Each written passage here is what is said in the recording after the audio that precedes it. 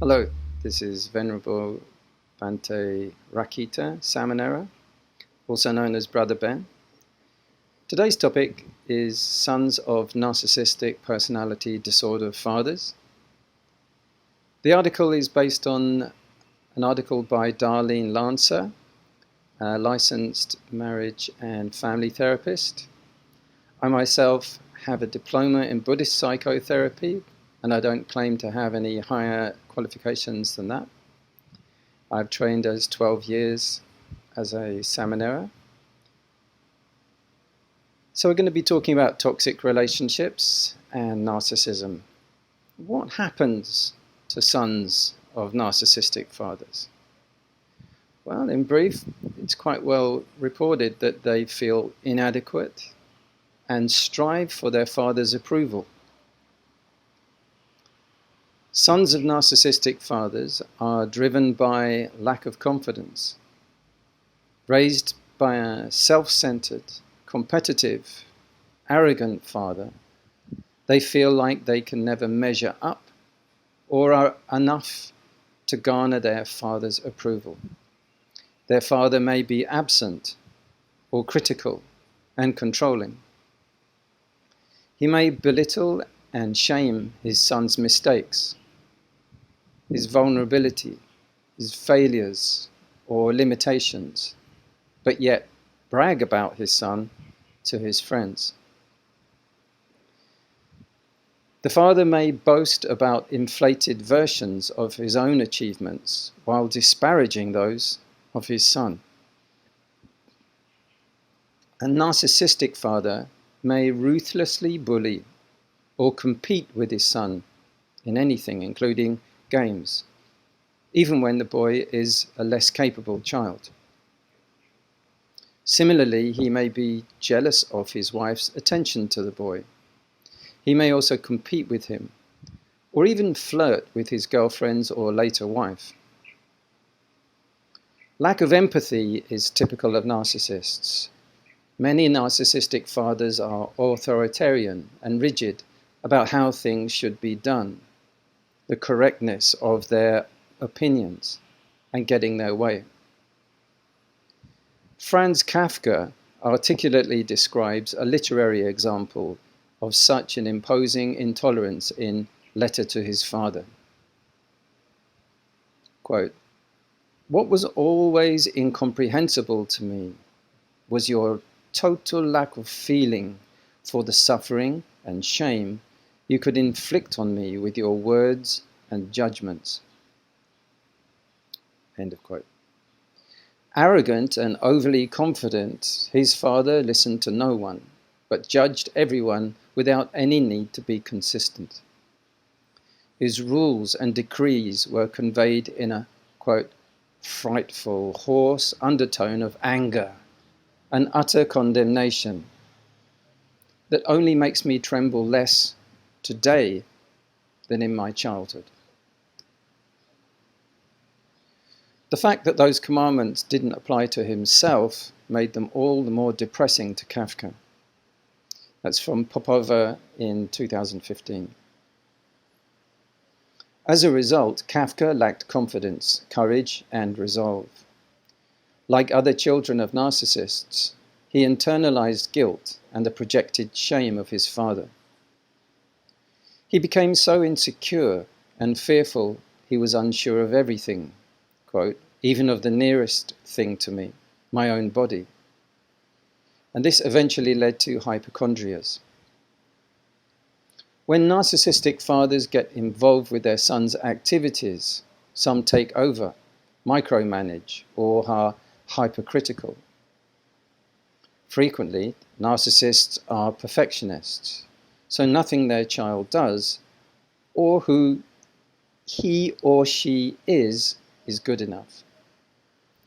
Seeing their child as an extension of themselves, they become overly involved and control their sons' lives, education, and dreams, as did the father in the movie Shine about the child piano player.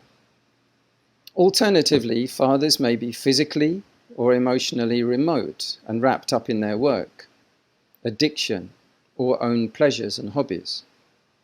They act like giving attention to their son's needs, feelings, and interests, or showing up at their games or activities or concerts is unimportant and a burden, even though they might provide for him on a material level.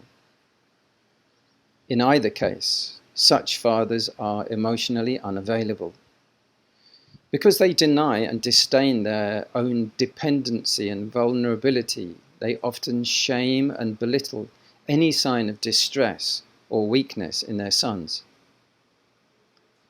Kafka suffered predominantly from emotional abuse.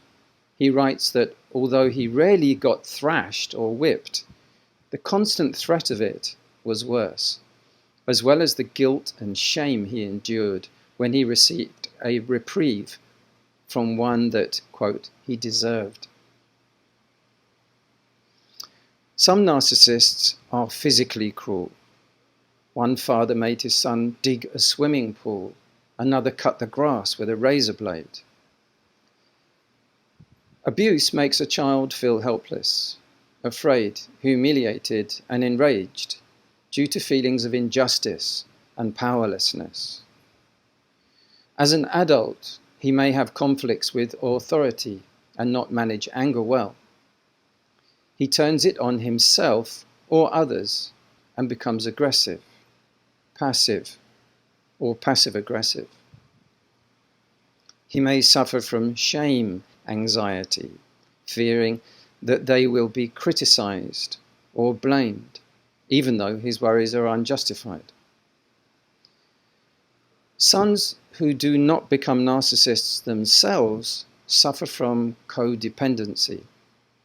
The message they've received is that they are somehow inadequate, a burden, and that they don't measure up to their father's expectations. Basically, that they are unworthy of love, despite the fact that they may feel loved by their mothers. Because children need to feel that both parents accept and love them for who they are. They're deeply moved receiving an apology or crumbs of love that other people take for granted, as Kafka describes when he was sick. He was overwhelmed with tears when his father merely looked into his room and waved at him. All Kafka wanted was, quote, a little encouragement, a little friendliness, a little keeping open of my road, instead of which you blocked it for me, though of course with the good intention of making me go another road. Growing up, abused children frequently learn to be self-sufficient, guarded, and devalue their dependency and emotional needs, leading to intimacy problems. They may marry a narcissist, an abuser, someone cold, someone critical, or emotionally unavailable. Sons may be driven to achieve in an attempt to get validation and the approval of their father. But their success feels hollow.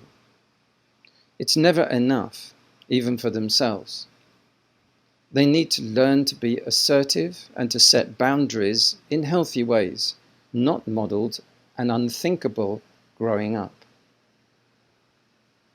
They also need to value themselves and raise their self-esteem and confidence.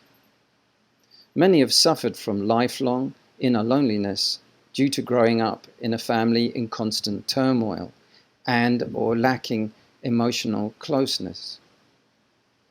However, healing their shame and learning to comfort, accept and love themselves and receive love are possible. It's an article from 2017 by Darlene Lancer. Quotes from M. Popova's book, Report 2015, Kafka's remarkable letter to his abusive and narcissistic father. So I hope you enjoyed and found this useful, this article on the sons of narcissistic personality disorder fathers. This has been Bhante Venkrakita, also known as Brother Ben, signing off.